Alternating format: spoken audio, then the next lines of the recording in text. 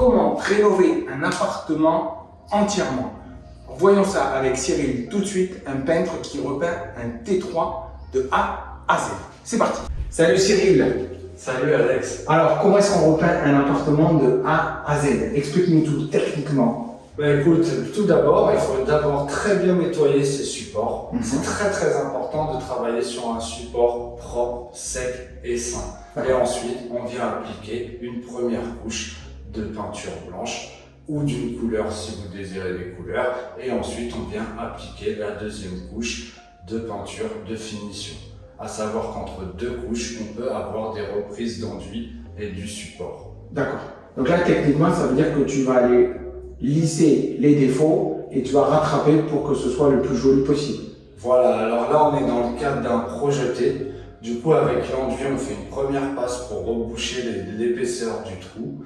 Ensuite, avec une deuxième passe et avec une technique dite à l'éponge, on vient tapoter légèrement pour recréer le projeté du support. Lorsque le support sera sec, l'enduit sera sec, que l'on aura gratté les pointes pour rattraper l'arrondi du support, il faudra venir puncher avec de la peinture pour rattraper et que lorsque l'on appliquera notre seconde couche de finition, tout sera fondu et alors c'est là qu'on ne verra plus rien du tout.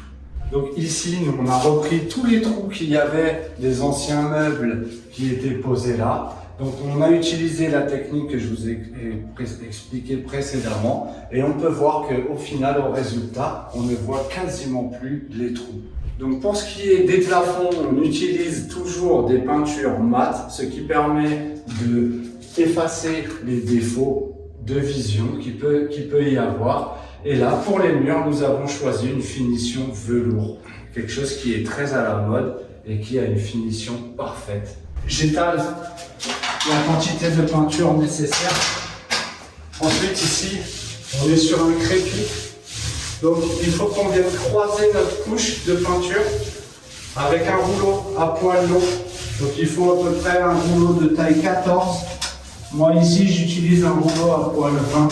C'est peut-être pas nécessaire, mais il faut surtout que la peinture puisse pénétrer.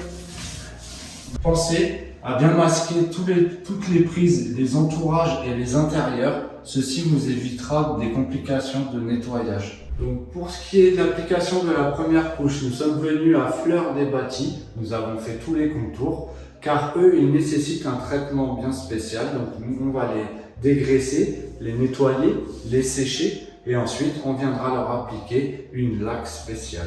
Bon, merci Cyril pour nous avoir expliqué comment on repeint avec de la peinture blanche. La prochaine fois, on regardera comment est-ce qu'on pose un parquet flottant et comment on peint les bâtis de porte. Ça te va? Dans quelle photo? Avec plaisir. Allez, ça marche.